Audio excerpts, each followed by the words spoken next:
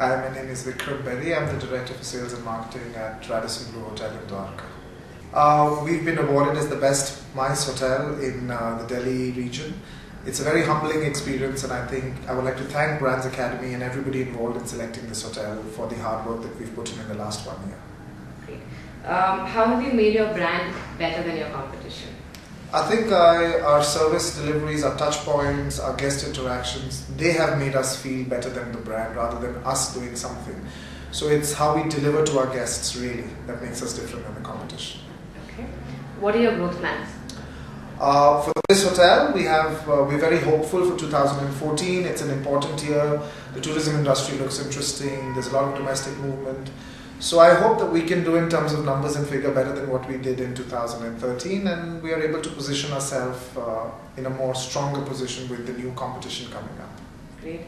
How do you keep your team inspired and motivated? I think that's a question you should ask my team rather than asking me. But yes, we are part of sales, and sales is only governed by the success that you bring into the hotel. So we all drive for success for this hotel, and that's what keeps us going. Yes. Great. What are the strengths of India as a travel destination and why? I think our heritage is our key strength, really, so to speak. Our history and our heritage, which drives the tourism business in the country. And we need to capitalize on that, really. So, I would say that would be our most important aspect that we need to grow on. Great. What are the challenges that India must overcome to become the most preferred destination in the world?